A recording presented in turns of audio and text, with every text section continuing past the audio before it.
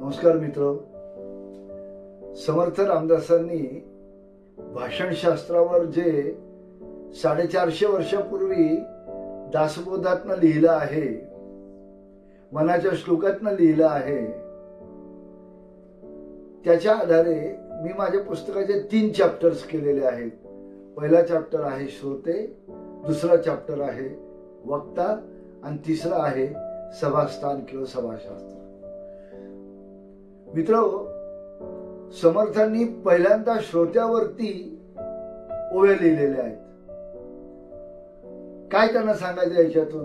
त्यांना हे सांगायचं आहे की बाबा रे, श्रोते महत्वाचे आहेत. श्रोत्यांचं महत्व अनन्यसाधारण आहे, जे वक्त्याने समजून घेतलं पाहिजे. दासबोधाच्या पहिल्या दशकाच्या 6व्या स्तवनात, स्तोते स्तवनात ते म्हणतात, जे अखंड सावधान, जयास त्रिकाळाचे ज्ञान, सर्व काळ निराभिमान, आत्मज्ञानी. हे समर्थांनी श्रोत्यांबद्दल सांगितलं आहे. काय या ओवीचा अर्थ? काय म्हणायचंय त्यांना याच्यातनं? कुणासाठी सांगायचं आहे? तर त्याचा अर्थ मी आता तुम्हाला सांगतो. कुणासाठी? ते वक्त्यासाठी त्यांनी लिहिलेलं आहे. आणि काय सुचवायचं त्यांना यातून? की हे वक्त्या, तू कितीही श्रेष्ठ असला तरी तुझ्या समोर बसलेला श्रोतृ वर्ग जो आहे तो अत्यंत ज्ञानी आहे. ते या ओवीतनं म्हणतात, जे अखंड सावधान. अखंड सावधान म्हणजे काय? सर्व काळ ते सावधान आहे. याचा दुसरा अर्थ काय? भौतिक अर्थ काय? त्याचा अर्थ असा की हे श्रोते इतके ज्ञानी आहेत की त्यांच्या चित्तवृत्ती या सदैव सावधान आहेत.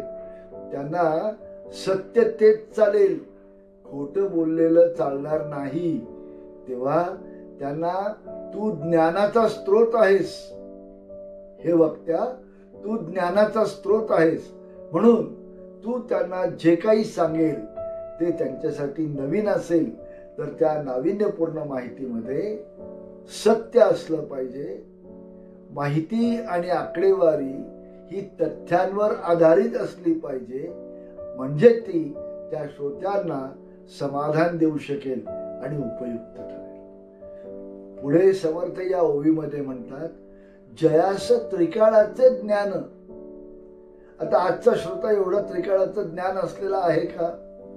असेलही कदाचित, पण त्या काळी त्या धार्मिक कीर्तनकाराच्या समोर, प्रवचनकाराच्या समोर बसलेला जो श्रोता होता त्याला त्रिकाळाचं ज्ञान आहे असं समर्थ म्हणतात. आजही आहे. आजही या श्रोत्यांना त्रिकाळाचं ज्ञान म्हणजे काय? तर संपूर्ण ब्रह्मांडाचं ज्ञान त्यांना आहे.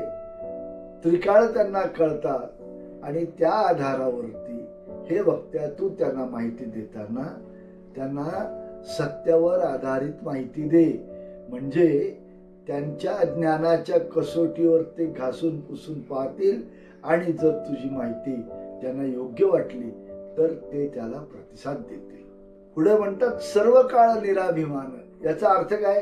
ते त्रिकाळ ज्ञानी असून, ते अखंड सावधान असून ते सर्व काळ निराभिमान आहे. याचा अर्थ ते अतिशय नम्र आहेत. त्यांना त्यांच्या ज्ञानाचा अहंकार नाहीये, त्यांना त्यांच्या ज्ञानाचा कुठलाही अभिमान नाहीये. अशा परिस्थितीमध्ये ते तुझ्या समोर इतकं सर्व असून समृद्ध श्रोते, ज्ञानाने, चित्ताने, वृत्तीने समृद्ध असून तुझ्या समोर बसले आहेत. म्हणून हे वक्त्या, तू त्यांना माहिती देताना तुझ्या भाषणाच्या पूर्वतयारीनुसार संपूर्ण माहिती व्यवस्थितरित्या दे. याचा पुढचा अर्थ असा, या ओवीमध्ये समर्थ रामदास म्हणतात, सर्व काळ निराभिमान, आत्मज्ञानी. ते आत्मज्ञानी आहेत, त्यांना सर्व माहित आहे आणि असं असूनही ते तुझ्या समोर बसले आहेत. त्यामुळे हे वक्त्या, तू त्या श्रोत्यांना कमी लेखू नको. पहिला मुद्दा. दुसरा मुद्दा काय? तर त्या श्रोत्यांचा तू आदर कर. ते ज्ञानाभिमानी आहेत, त्यांना अभिमान नाहीये. त्यांना अहंकार नाहीये, ते आत्मज्ञानी आहेत. ते सर्व काळ निराभिमान आहेत. जयास त्रिकाळाचे ज्ञान एवढं सगळं असूनही त्यांना अहंकार नाही. तेव्हा तू त्यांच्या पुढे फार मोठा श्रेष्ठ आहे असं काही नाही. ते ज्ञानी असल्याने त्यांचा अहंकार गळून पडला आहे आणि यशाच्या मार्गामध्ये घातक ठरणारा असा हा अभिमान त्या श्रोत्यांच्या अंगी नाही. समर्थांनी यातून वक्त्यालाही सुचवलं आहे की एवढा श्रेष्ठ श्रोता तुझ्या समोर आहे, त्यांच्या समोर बोलताना तुझ्या सुद्धा अंगी व्यर्थ अभिमान येऊ देऊ नको. मित्रो, 450 वर्षांपूर्वी एवढा बारकाईने विचार करून एवढा विराट विचार श्रोत्या संबंधीचा समर्थांनी आपल्या पुढे मांडला आहे. आज मला हे सगळे विचार समर्थांचे तुमच्या पुढे सादर करण्याची संधी समर्थांनी मला दिली आहे. अशा या महान विचारवंत संताला आपण सर्व मिळून आज पुन्हा एकदा प्रणाम करूया. जय जय रघुवीर समर्थ. धन्यवाद.